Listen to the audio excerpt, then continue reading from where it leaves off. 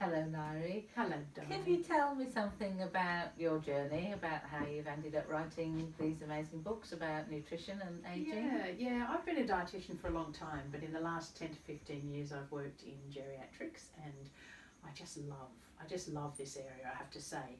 But the interesting thing is that about 5 or so years ago, we were working in a geriatric unit, and we would see people all the time and say, heaven's sake, if we had have seen this man 5 years ago and got him eating what you should be eating when you're an older person, as opposed to what he thought he should be eating, we wouldn't be dealing with the situation. I saw too many people who've become frail and malnourished just because they didn't understand the difference between what an age someone beyond 65 needs to eat compared to a younger person.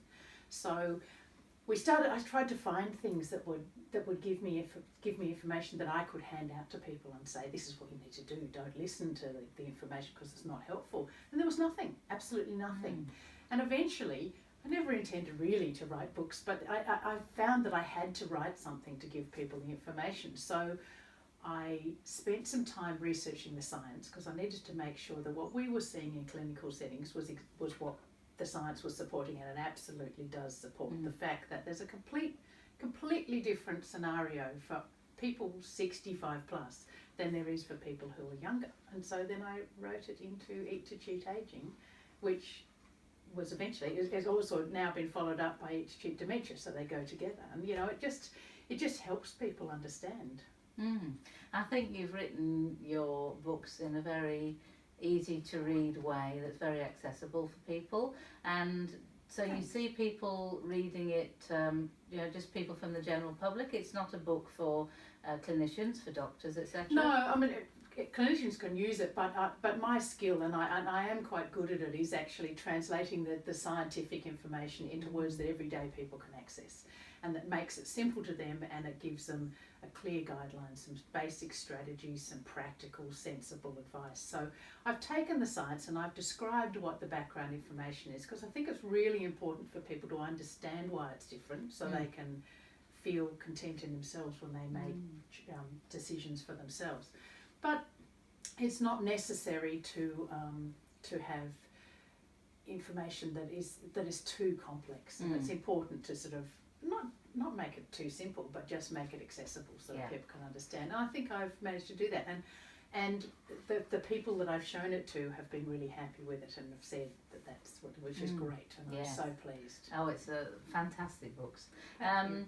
I wanted to ask you about a bit of the detail about being over 65 and the sorts of foods that you recommend that you should be eating and enjoying, rather than when you're in your 20s, 30s, 40s. What's the big difference? The main difference is, the main reason why it's different, it comes down to your muscles. And everyone knows that your muscle is what moves you around. We get to do things, play games, do whatever we would do with our muscles, importantly.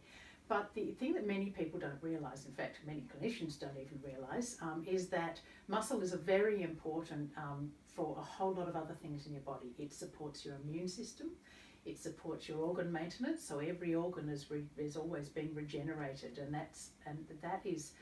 that happens through protein, and muscle forms a storage form of protein. And another really interesting thing is that your brain is only 2% of your body weight, but it uses about 25% of the calories and the energy that you use at any point in time. And it only has a limited supply of the fuel it likes most, which is glucose. And if it runs out of the glucose, it actually converts protein into glucose. You can't, unfortunately, convert body fat into glucose. If you could, it'd be fantastic, because our brains would, by reading a book, we'd be burning up all that fat, but it doesn't work. That would be great.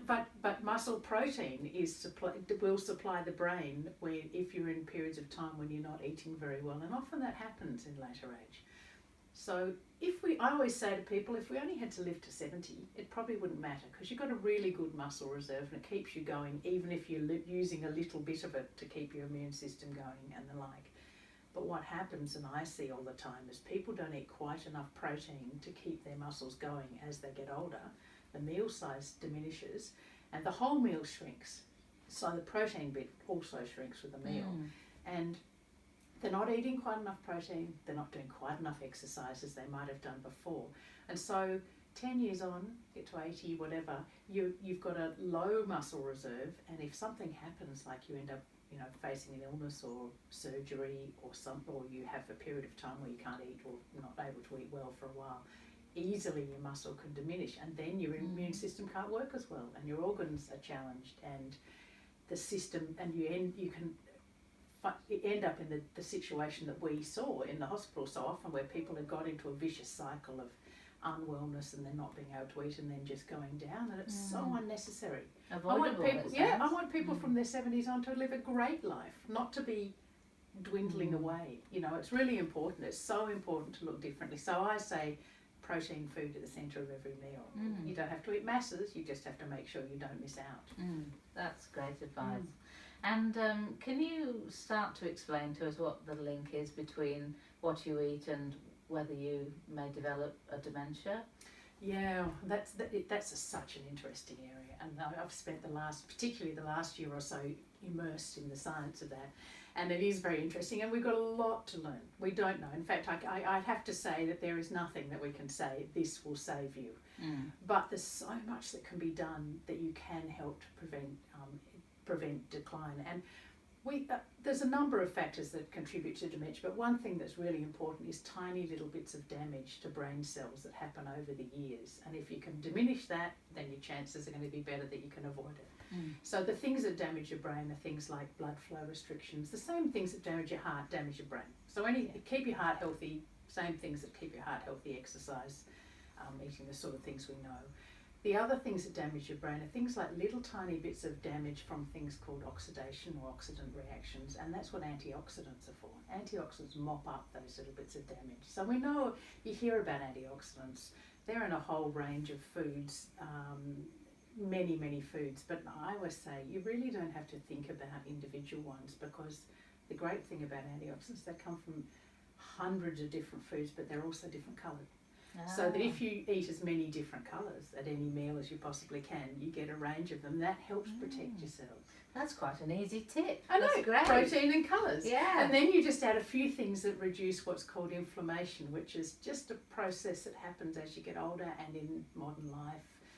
And that, luckily, a lot of those antioxidants do the same thing, help with the inflammation. And then you've got things like really good oils, nuts and seeds, oily fish, all those things help reduce inflammation. So the sort of things you hear about all the time that are good for you. A range of foods, and oily fish is a protein as well, so that's a bonus. So, yes. And as are nuts. Yeah. Well, that's fantastic. Thank you so much for sharing your expertise with us, and hope your books go really, really well. Thank you. Thank you very much. Lovely to be here. Thanks.